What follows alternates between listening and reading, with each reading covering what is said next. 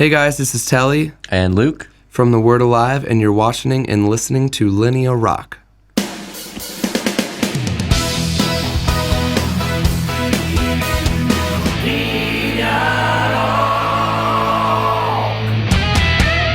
This is Linear Rock for Radio Lombardia. Welcome to The Word Alive. First of all, we want to know you better, so just describe me your music style. What do you do? We have changed from album to album a little bit, but I'd say we are... Help me out here.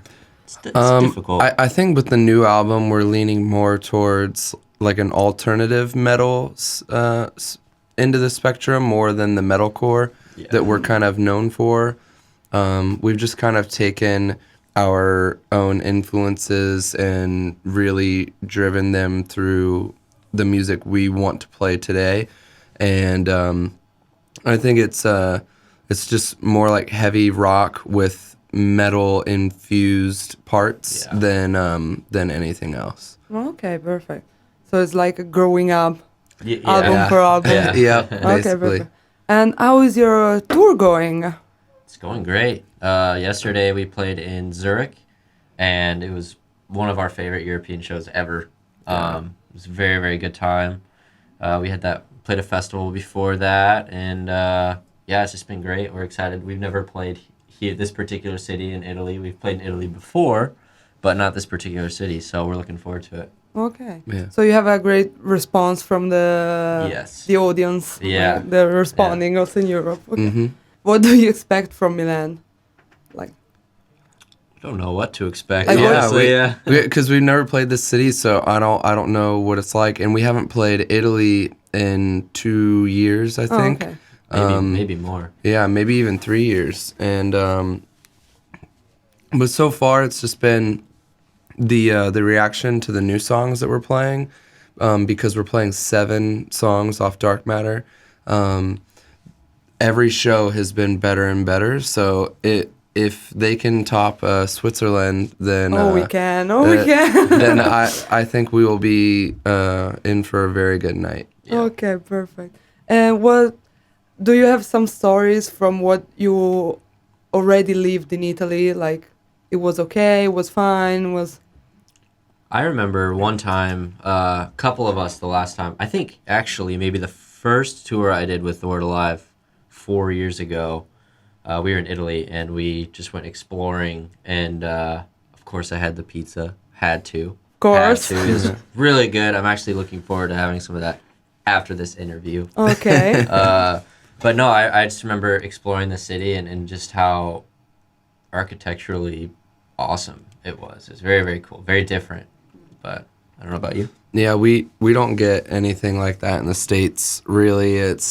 There's not just the history, like as America changes and develops, it's almost like they want to erase the past, whereas especially over here in Europe, it's like everyone embraces the past, and it's like accentuates what has been instead of only focusing on what's to come. For me, the 2 biggest memories that I have are, one, me, Daniel, and Tony one time, we were at a pizza bar restaurant, and we each had our own pizza, and then we each had our own bottle of wine, and then we bought another bottle that we were going to take home. So we finished the first bottle each, and we decided we were going to drink more. So we all had like 2 to 3 bottles of wine. Okay, great. And it did not end well for the bathroom in our bus. And I had to, like, Tony was completely passed out. We thought he was pretty much dead. Daniel just completely threw up the entire bathroom in our bus. And so that was one memory that will never escape my mind. The wine game in Italy is pretty strong. It is. You have to be careful. Yeah, one bottle does the trick. One bottle. We used like one glass. Well, yeah. But we're get a little excessive at times when we're traveling, just because you're wanting to be so submerged in the culture. Yeah. But the first show we ever played in Italy was actually in Rome, and it was a very late show. I think shows are later here than most of the cities we play on the whole tour. And I think we played at like 12:30 at night and to like 1:30, and there was still like people there going crazy, and so we were like, man, like this is pretty nuts that they've stuck around all day. It was like a mini festival. There was like 8 local bands and then 4 bands on our package, and people went crazy the entire day for every single band. And so my memory is just that there's a lot of passion in the music scene here. So hopefully that'll be the case tonight. I hope so as well for you. And you, from the 2008 to today, you kind of changed your lineup, your formation each time. Can you just explain us and just go through history and how did you change? Who came in? Who went out? Well, luckily now we've had the same lineup for pretty much all of Life Cycles, Real, and into Dark Matter. Luke joined like literally right after we finished recording Life Cycles.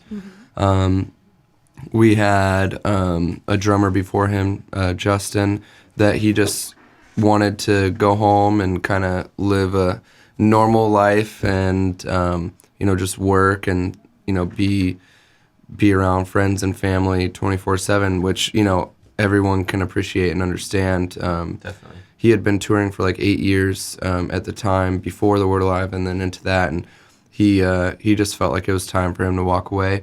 We also had a keyboard player, Dusty, who had been in the band from day one, and he left at the same time as Justin. Similar reasons. He had a side business that was doing really well, and he does eBay.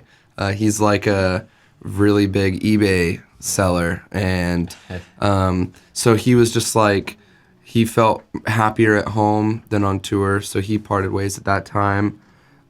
Daniel has been our bass player for over 5 years now, and he replaced Nick, was the original bass player, and he wanted to go back to school.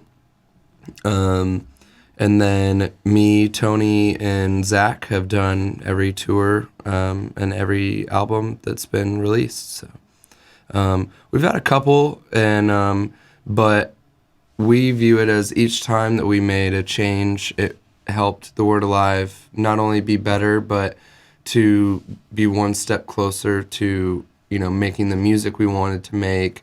Everyone in the band is individually talented. Which makes everyone else, push themselves and push each other. So I think just having the lineup that we've had for over 4 years now has just enabled us to all grow as musicians, and that we'll be able to use for the rest of our lives. So there were like no big dramas, no like splitting up and fighting. No. It was just, it's like useless to have people in the band who's not happy to be there and they want to be somewhere else. We're all friends still with them, that we hang out with all of our past members. Do they still come to your tour concert when you're nearby? Yeah. Mm-hmm. Oh, that's cool. Yeah. One time Justin played a song, 2012. Mm-hmm. We're all totally cool with each other, and it's good. That's so cool. Mm-hmm. And your name, I don't know how much of a big part you had in deciding your name, but I did not.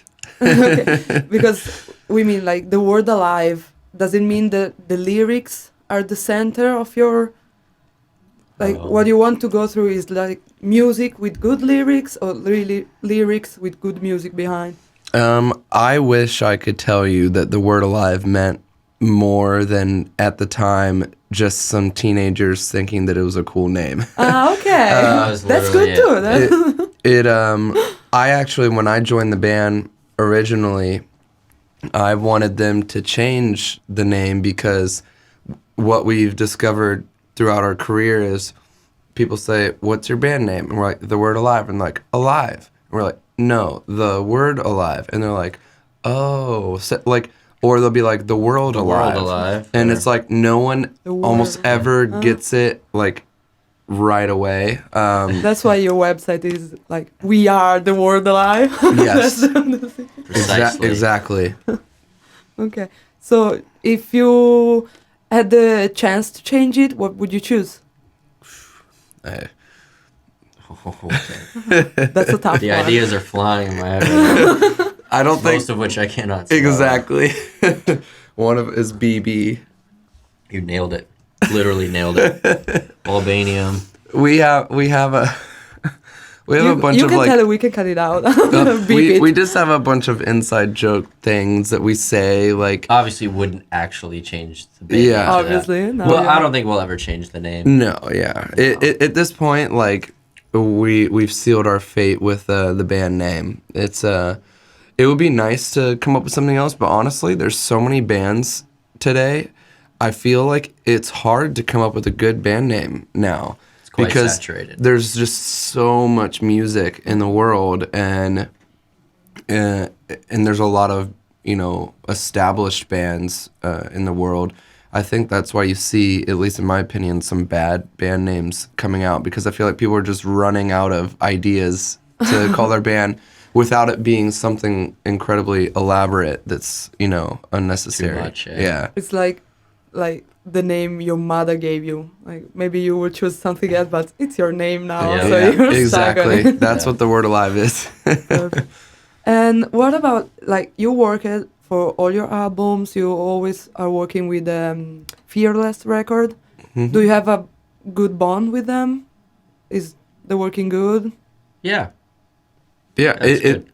it's just, I think like with anything, like I think in this day and age, being a label is probably the hardest thing, because the music industry is changing so much within the last 10 years, which sounds like a long time, but when you're talking about 6 decades, 7 decades of it being one way, and then all of a sudden it's changing to something else, I think it's just hard for many labels to be able to transition to the digital age, where it's not about how many records you sell, but it's more about radio, it's more about streaming, it's more about the events that your artists are at. Like those types of things are now more important than just strictly album sales, because album sales are not purely indicative of how big your band is anymore.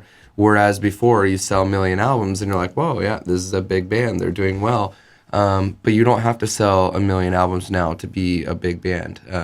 Even in our genre, you have bands like Bring Me the Horizon, A Day to Remember, and they're not selling millions and millions of albums, but yet they're playing to arenas and doing very, very well. So it's just transitioning. And so going back to your original question, like we have a good relationship with our label, but it's also like one of those things where we're all trying to figure out what the next step is in the evolution of the record industry. Okay, perfect. And like what you said can be concentrating. Like social media is getting more and more important. So now you just evaluate your power in the music world with likes and condivision, and that's it. Yeah. So why do you have this amazing, let me say, amazing website that is like an official website, while so many important names have just Facebook pages?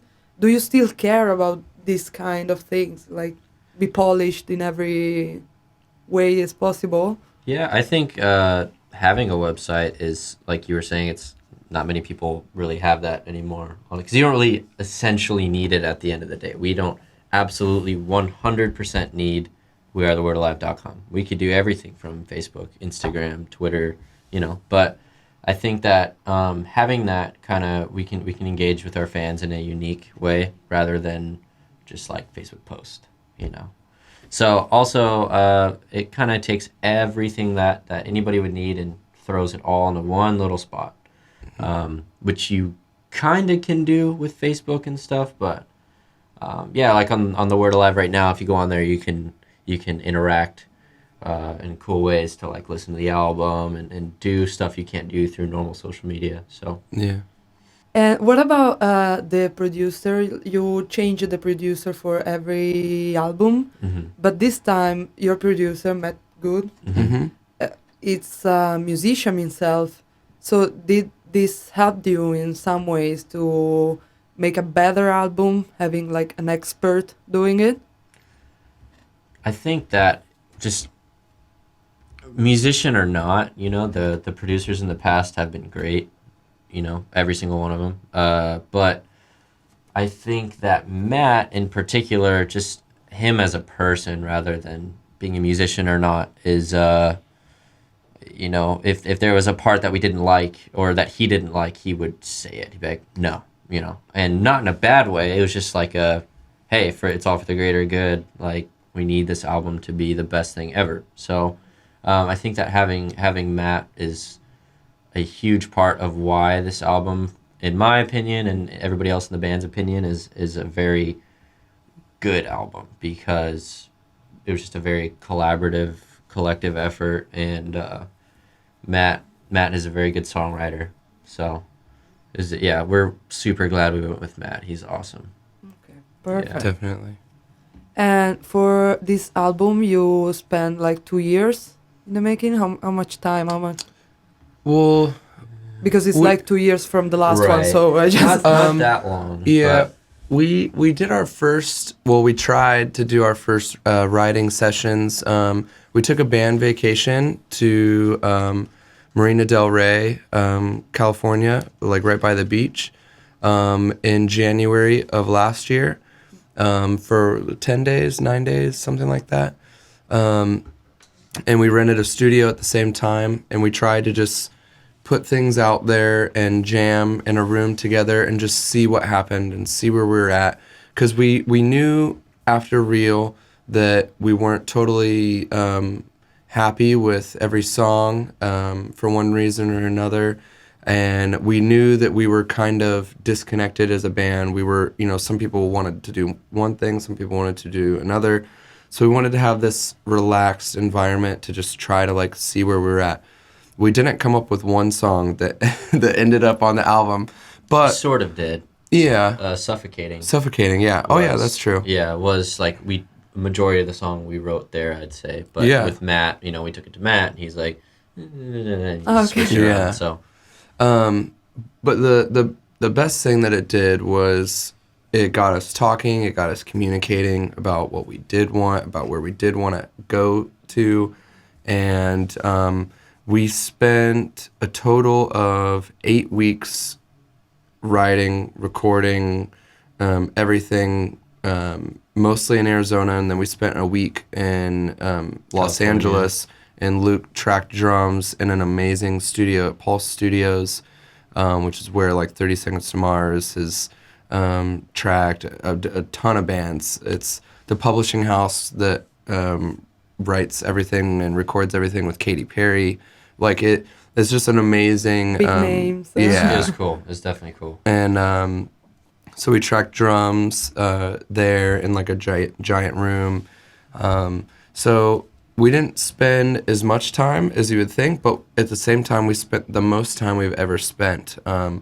Because it basically was nine weeks if you take like January and everything of like just that time.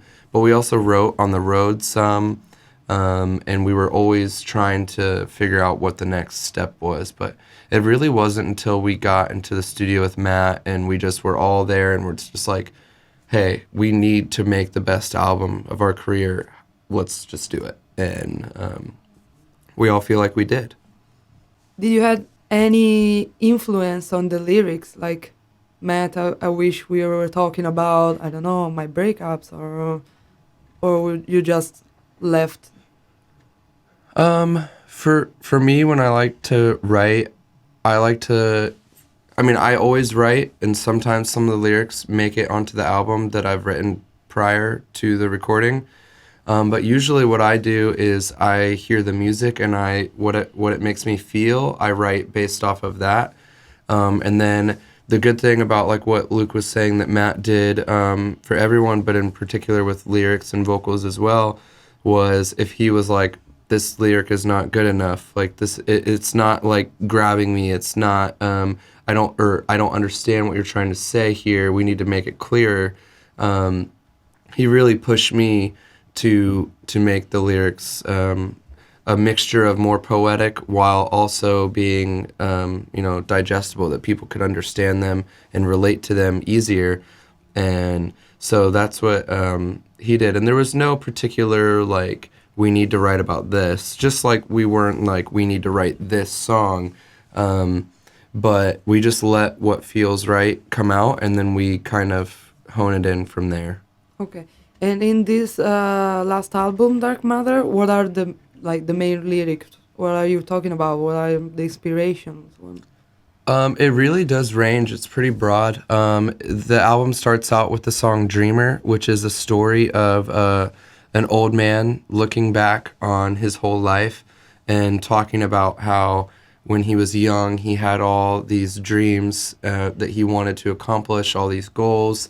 And then he just woke up one day and he's basically, an old man, and he had never pursued any of them. And he's just asking himself, like, where have you gone? Like, where did that little boy go? Because now I'm here and I'm kind of, I guess, filled with regret in a way. Then you have a song like Sell Out, which is very much like about a combination of, I feel there's a lack of passion and compassion in the world. Today, I feel like everyone's just kind of like floating by, and it's not really bringing about the best in all of us. And then also, there's just a lot of bad things happening in the world right now, whether it's, with police things or political things, especially in America right now. Obviously, the political stuff is maybe more, I guess, in your face than ever before. Like I don't in my lifetime, I've never seen a presidential race be this controversial. Yeah. And so there's just a lot of weird things happening in the world right now, that it's just like a song about like, we need to wake up and like stop waiting around for good things to happen. We need to take action. We need to make, the world around us a better place, now, instead of hoping it does later.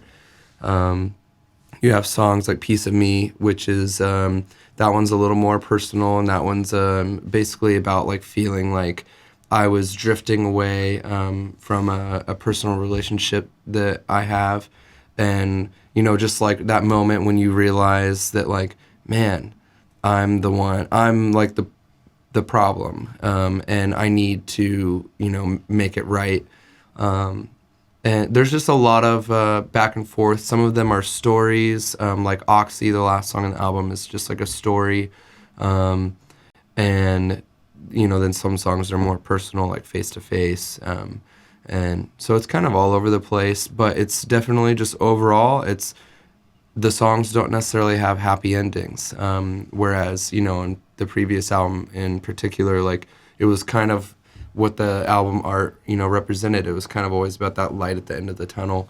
Dark Matter is just about that sinking feeling when everything is wrong and you don't know that there's a light yet.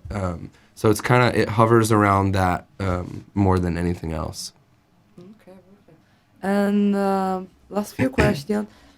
How much of Arizona from Phoenix, that was named like the rock mecca, and how much like sticked on you? How much of an influence had on you? Like musically? Yeah. Well, I am born and raised in Phoenix. I lived there almost 23 years. I love Arizona. I just bought a house in Arizona. Like, I love it. Everybody tells me, go to LA, go to Nashville, go to New York. I'm just like, no. To be stuck in traffic. Yeah. like me. Phoenix gets crazy. There's a lot of people in Phoenix, but I don't know about musically. I mean, you can go the comedy route and say that, I'm a drummer and I grew up playing garages, and it's hot as shit. It's like 120 Fahrenheit. Like, I don't know, that's probably like 38 Celsius or something. I'm just guessing here, but super hot. So there's a lot of trials and tribulations there. I don't know. What about you? You lived there for a little bit. Yeah, I lived in Arizona for 3 years. From an outsider's perspective, kind of what Luke was saying, I feel like one thing it does is it is so hot that a lot of people don't go outside, and instead maybe they are practicing drums, they are practicing their guitar because they're like, well, it's so hot, I don't want to go outside. So you could get bored if you don't give yourself something to do.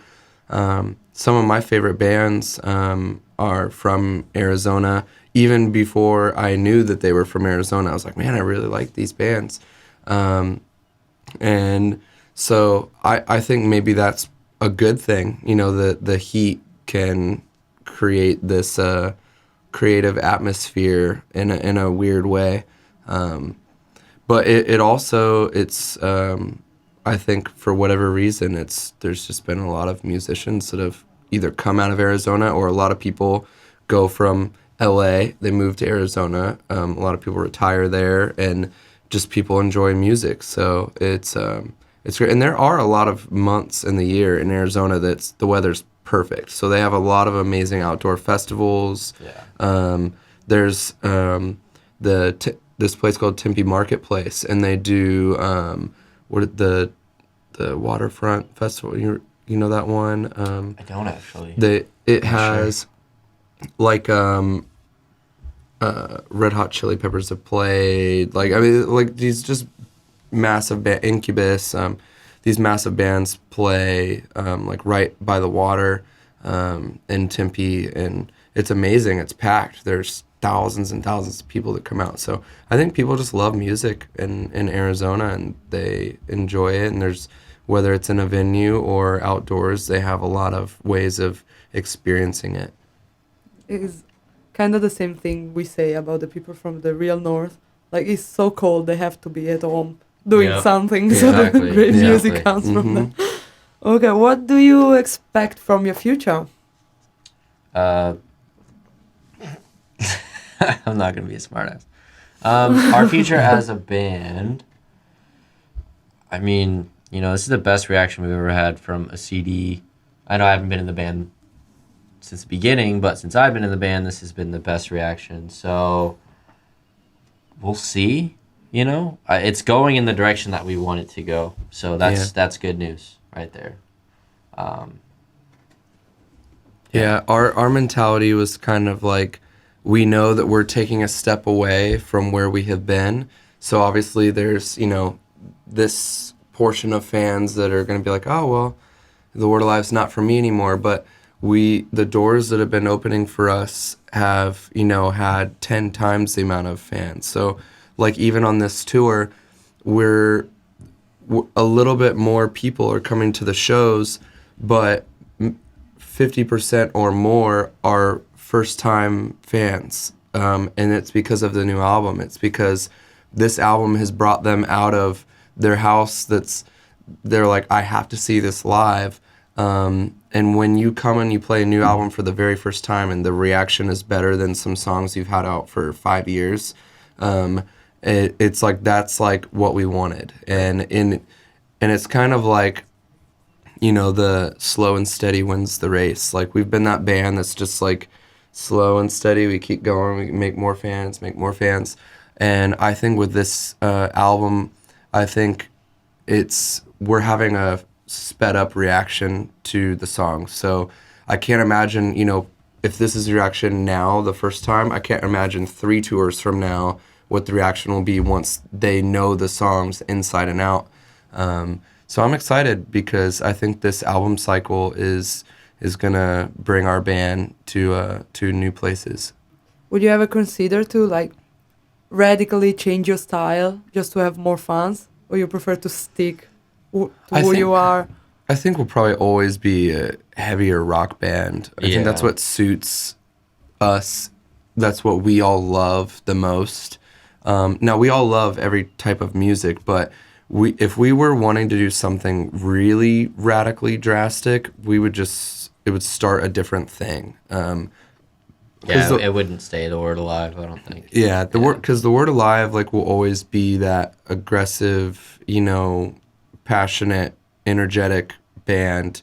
The difference is some people, if you're not playing technical all the time, or if you're not playing a million breakdowns, they don't think you're heavy. But some of our favorite bands are like Deftones, for instance. I think they're a really heavy band, but they're not technical. They're not playing breakdowns all the time.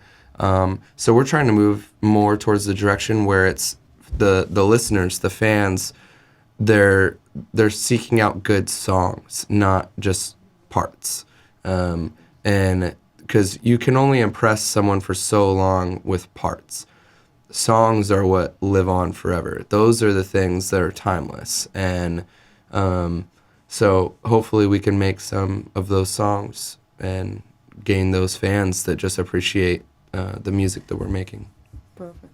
Can you suggest us like a song or a band or a singer that you're listening now and that like weekly obsession or monthly obsession of yours? I'm trying to think. You only get to choose one, so it's like That's tough. I'm trying to think of what I've actually been listening to lately. Well, a friend of mine, Andy from the band Black Veil Brides, he just put out a solo album, which is it's actually very catchy. It's very good. It's definitely not like Black Veil Brides. It's not like us at all. It's definitely more like the dark pop world. But he has a couple songs on his album that are very, very good. So maybe check it out for something different. for you. I mean, honestly, the thing that I've been listening to right now is an album that I did drums on, actually, that isn't out yet. A band called Icy Stars. I think it comes out in June, but just been listening to that. It's a very, very good album. Good friends of ours as a band, we used to tour with them a lot. We're doing Warped Tour with them this summer. So, yeah, I think that's what I've been listening to a lot. Okay. Yeah. That's fine.